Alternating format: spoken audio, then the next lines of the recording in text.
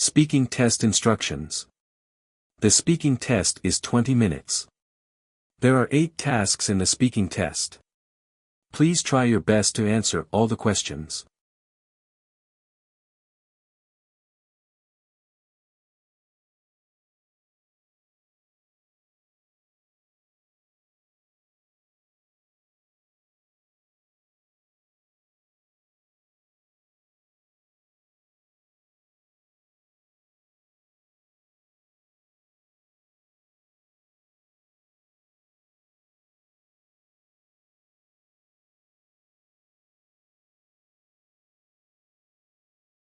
Start speaking now.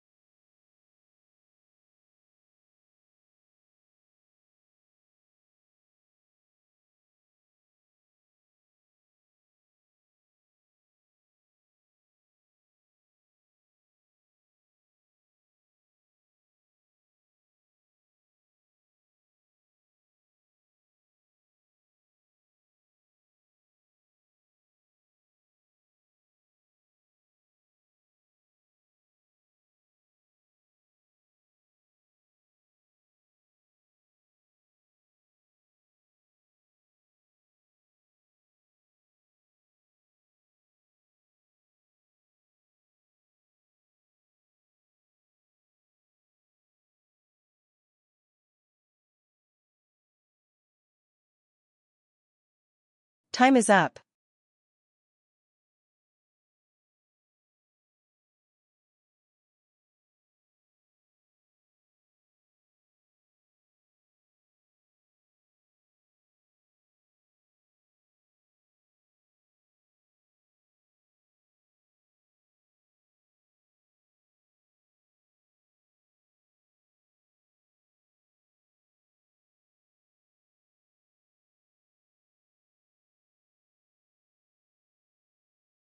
Start speaking now.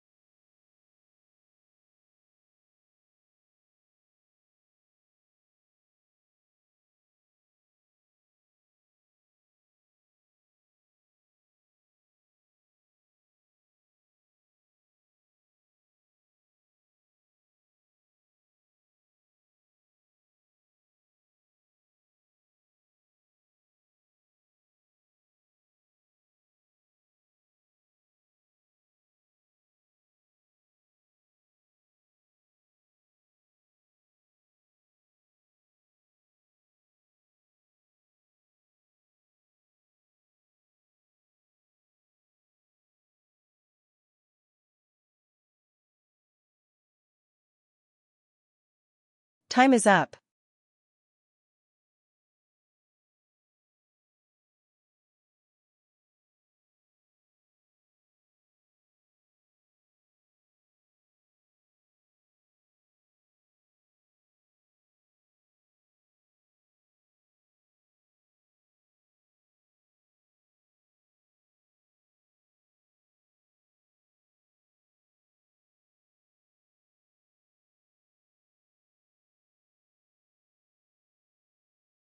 Start speaking now.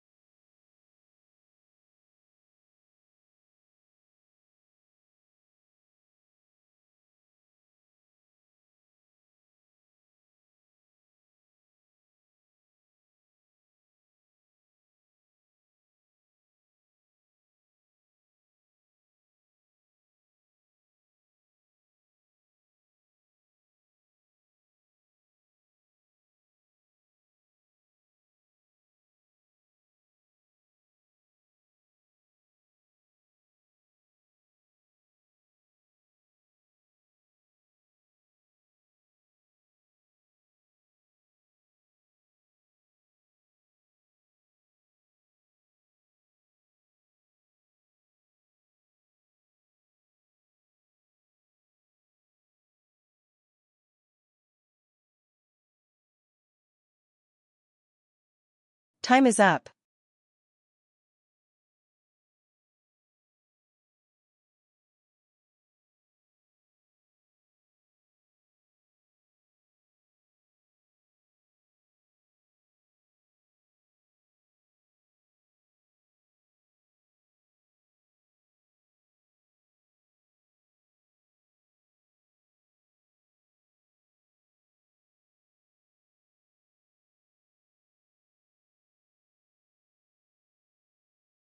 Start speaking now.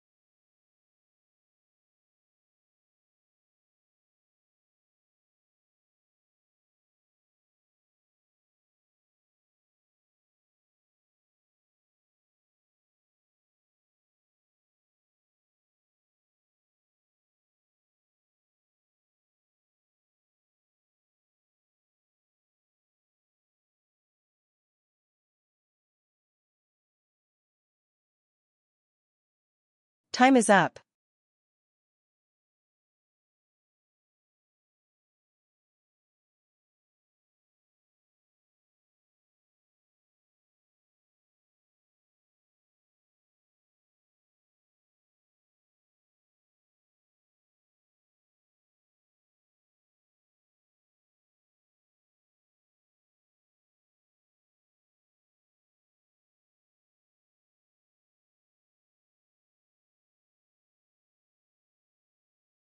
Start speaking now.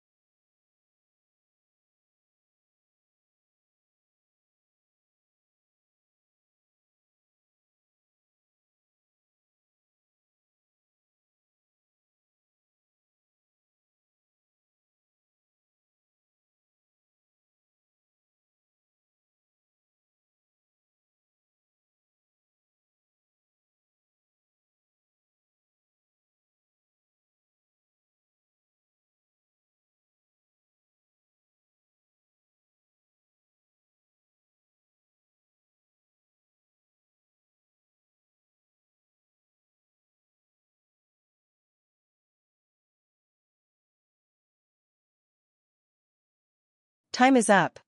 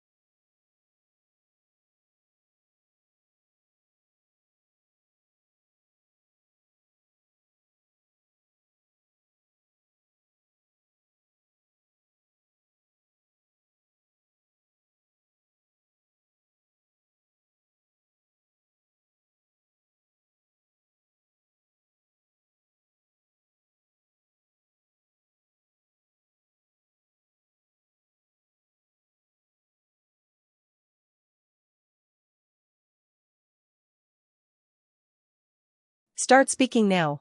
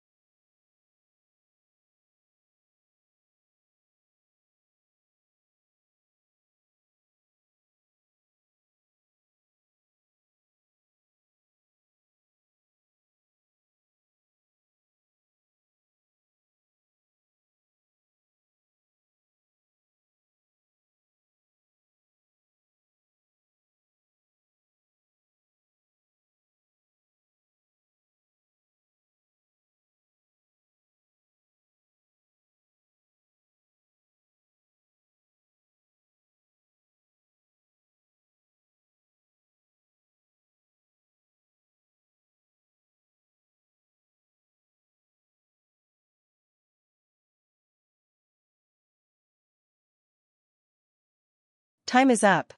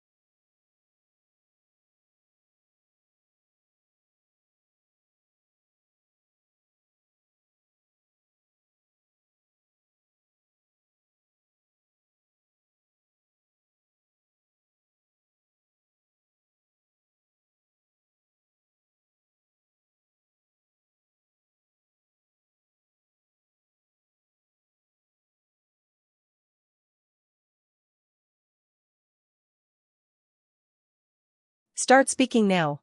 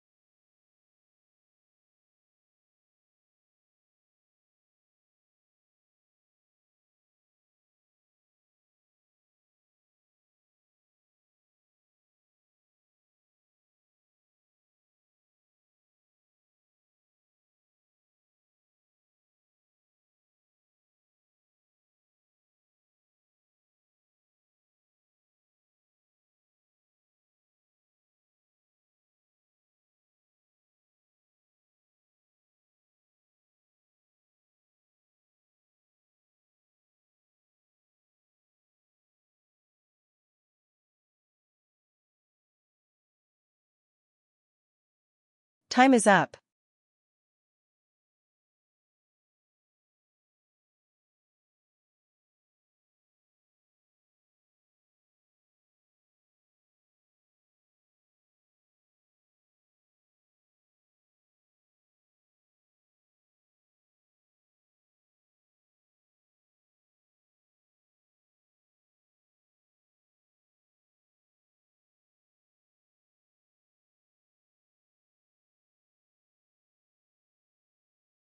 Start speaking now.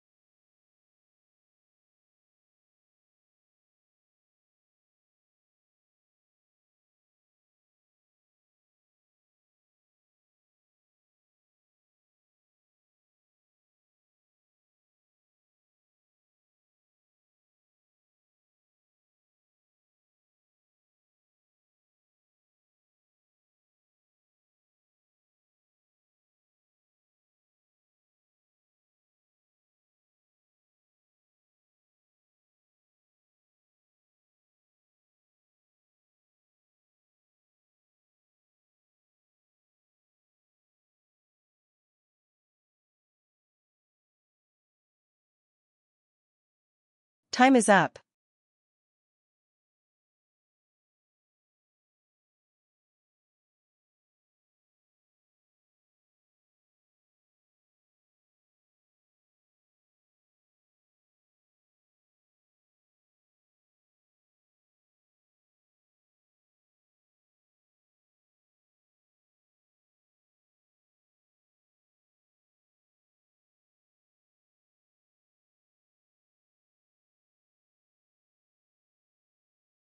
Start speaking now.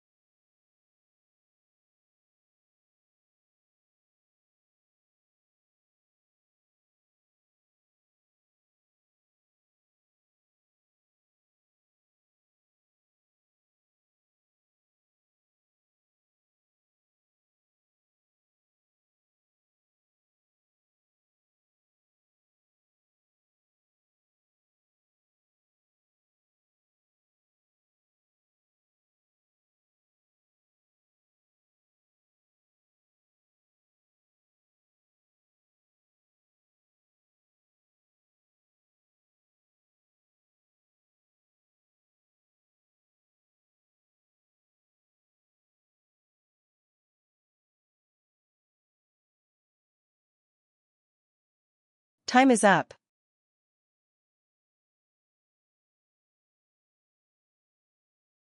Elena, I understand your excitement about starting your own business. And I think it's wonderful that you're considering pursuing your entrepreneurial dreams nevertheless.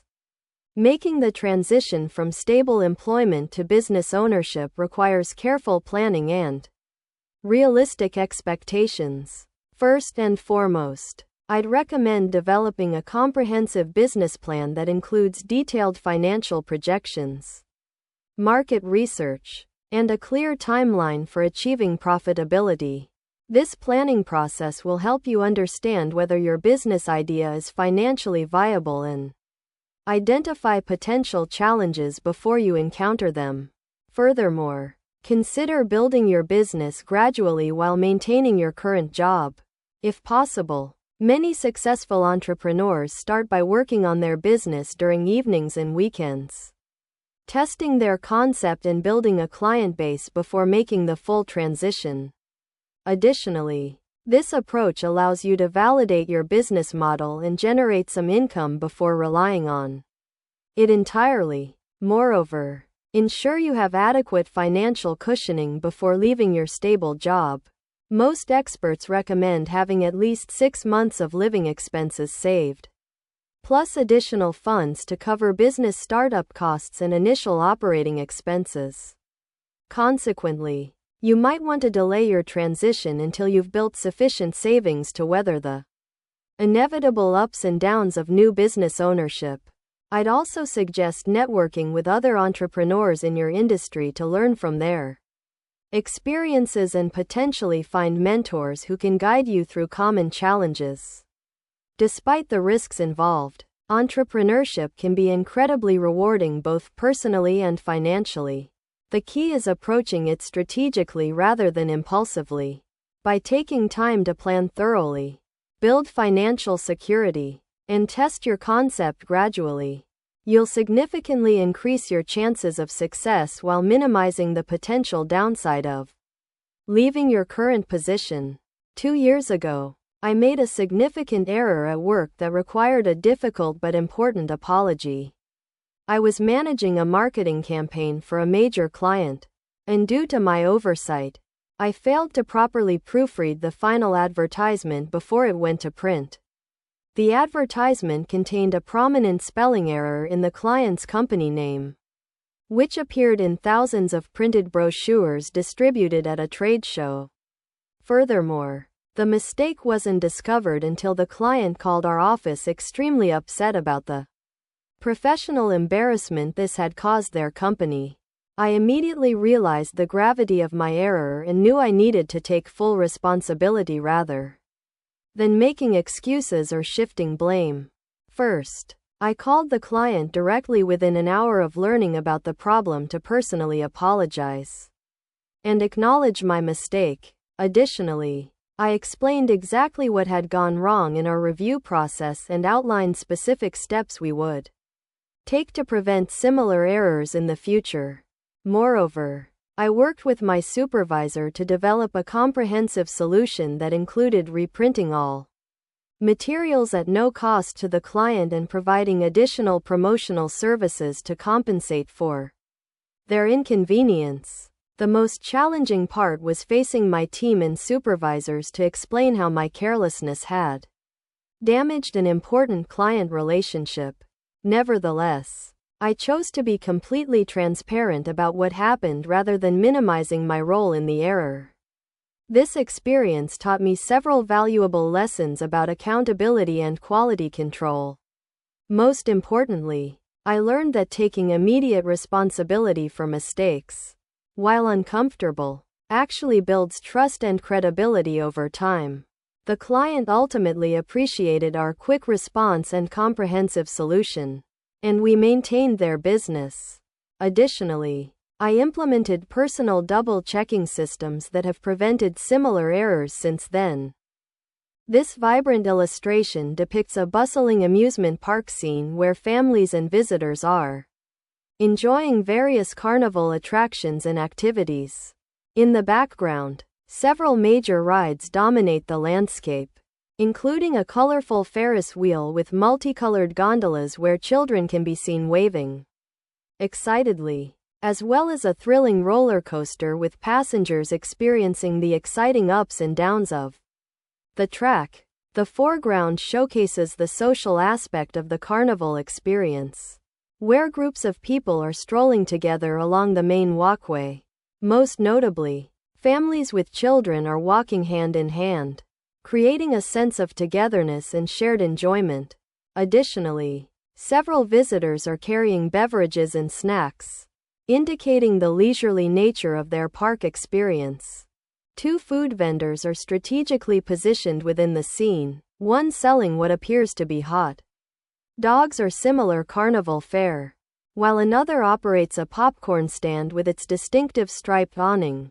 Furthermore, the presence of small dogs accompanying some visitors adds to the family-friendly atmosphere of this recreational venue.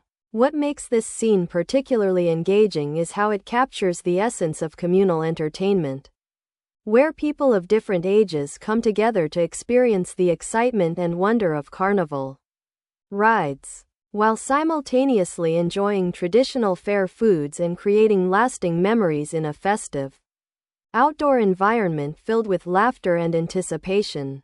Initially, the families strolling through the carnival will undoubtedly approach the various food vendors to purchase treats like popcorn and hot dogs, whereas the children will eagerly persuade their parents to let them ride the thrilling roller coaster. Subsequently, those currently enjoying the Ferris wheel will complete their scenic rotation and disembark, while simultaneously, new visitors will queue up for their turn on this popular attraction.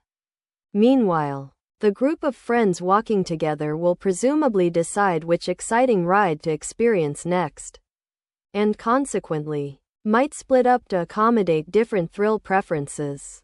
Furthermore, the roller coaster passengers visible at the peak will soon experience the exhilarating descent, screaming with delight as they speed through the twists and turns. Despite the carnival's bustling atmosphere, families will carefully supervise their children and pets to ensure everyone's safety. Nevertheless, the excitement might cause some youngsters to wander toward the most colorful attractions. In addition, as the day progresses, more carnival goers will arrive, creating longer queues but also enhancing the festive atmosphere. In conclusion, this delightful family outing will continue creating cherished memories, with the aroma of carnival food and sounds of laughter filling the air.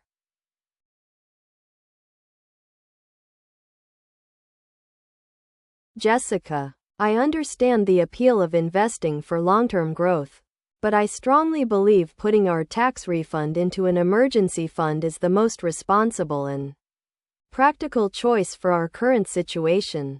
First and foremost, financial security should be our top priority before we consider any investments. Without an adequate emergency fund, we're essentially gambling with our family's stability and peace of mind. Furthermore, recent economic uncertainties have shown how quickly unexpected expenses can arise. Job loss, medical emergencies, major car repairs, or home maintenance issues could devastate our finances if we don't have readily accessible savings. Additionally, financial experts consistently recommend having 3 to 6 months of living expenses saved before pursuing investment opportunities. Since we currently have less than 1 month's expenses saved, building our emergency fund should take precedence over potentially profitable but risky investments. Moreover, the psychological benefits of financial security cannot be understated. Knowing we have adequate savings reduces stress, improves sleep quality, and allows us to make better long-term decisions without the constant worry about financial vulnerability. Although investing offers the possibility of higher returns, it also carries significant risk, especially in today's volatile market conditions. Consequently, we could potentially lose a substantial portion of our tax refund just when we might need that money most. The emergency fund, while earning modest interest, provides guaranteed accessibility and stability that investments simply cannot offer. Consider how much more confidently we could pursue career opportunities, investments, or other goals once we have a solid financial foundation. Therefore, while investing for the future is important, securing our present financial stability should be our immediate priority. Don't you think peace of mind and financial security are worth more than potential investment gains? Right now?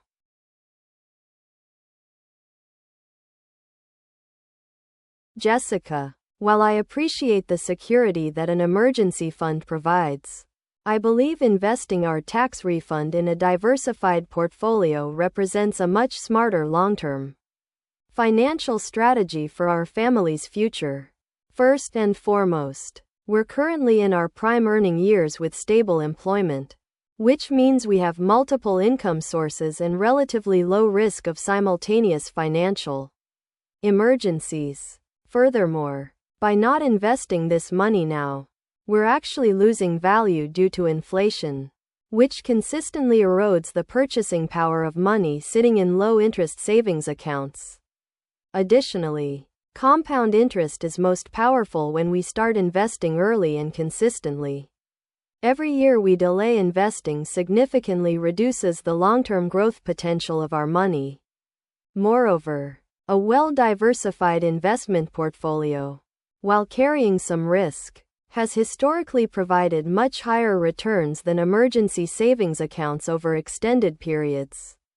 The key is taking a long-term perspective rather than worrying about short-term market fluctuations. Although the emergency fund option provides immediate peace of mind, it essentially guarantees that our money will lose value over time when accounting for inflation.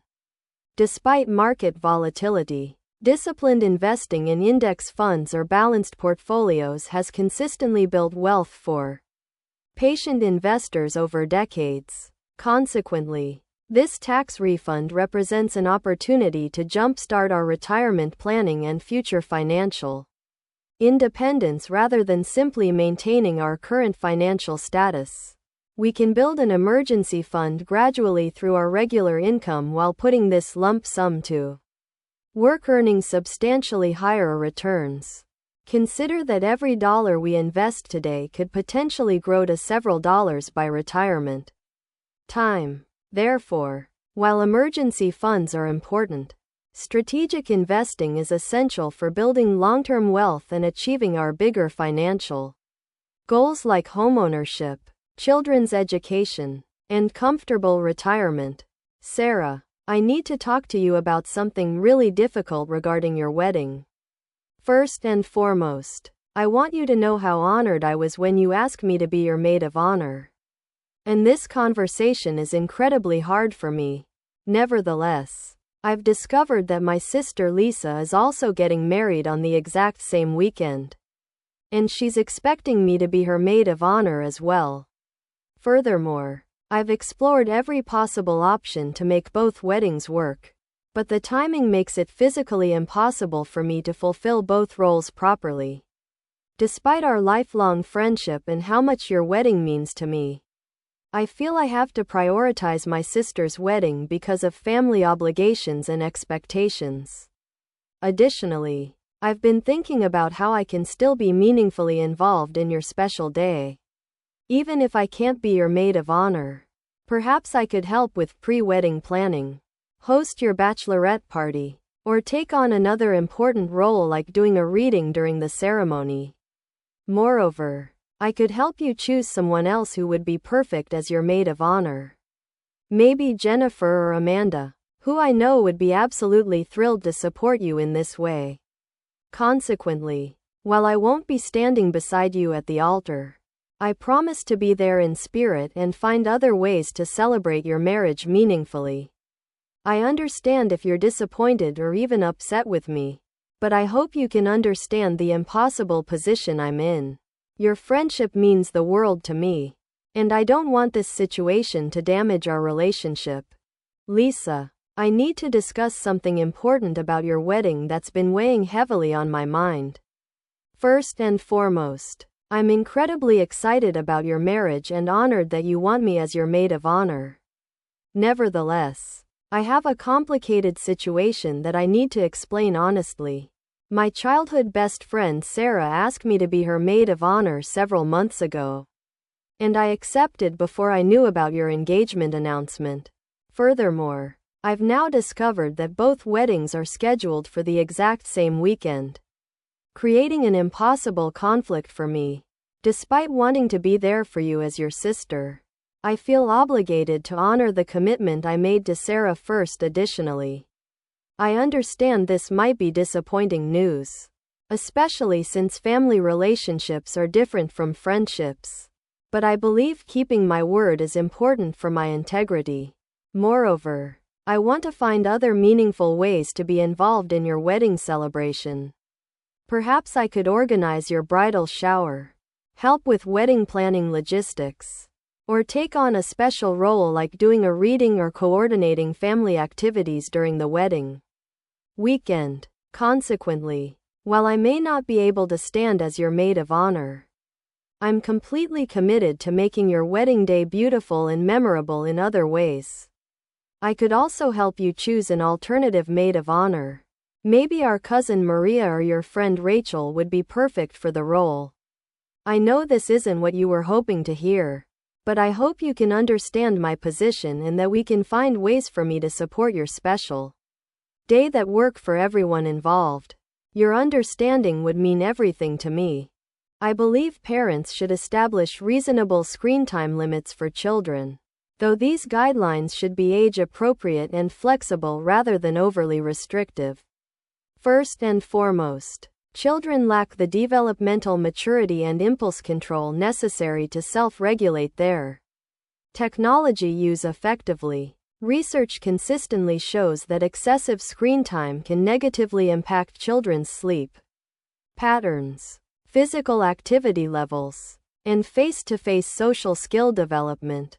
Furthermore, the addictive design of many games, apps, and social media platforms specifically targets the psychological vulnerabilities of developing minds, making it unrealistic to expect children to resist these influences independently.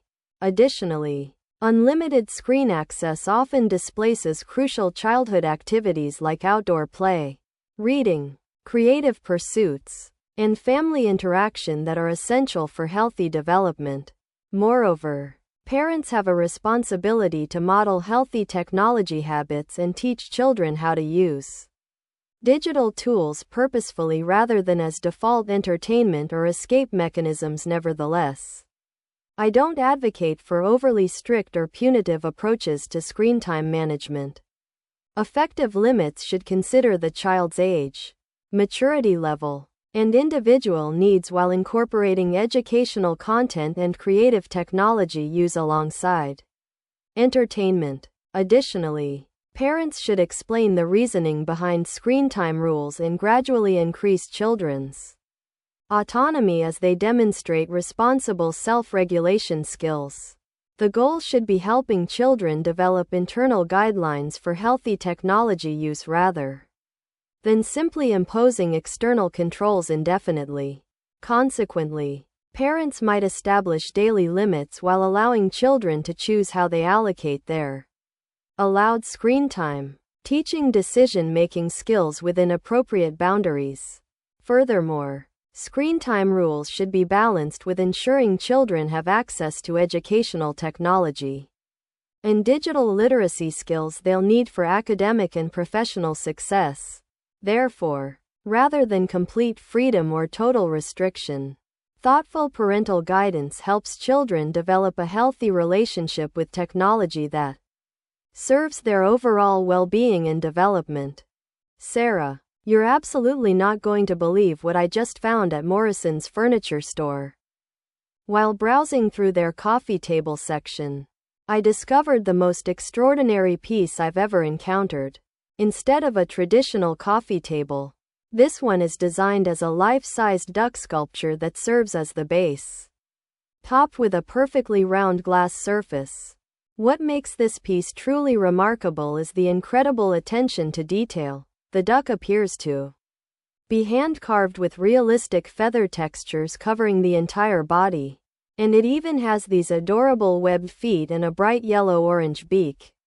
Furthermore, the proportions are absolutely perfect, making it both functional and artistic at the same time. Not only does the glass top provide ample surface area for our living room needs, but the duck base would definitely become a conversation starter whenever we have guests over. What caught my attention even more is that there's a large sale sign right on the display, which means we could potentially get it at a significant discount. However, given how unique this piece is, I'm wondering whether it would complement our current decor or if it might be too bold for our neutral color scheme. Since the store doesn't allow photography, I wanted to call you immediately to get your thoughts. Do you think something this whimsical would work in our living room? Or should we stick with a more conventional design?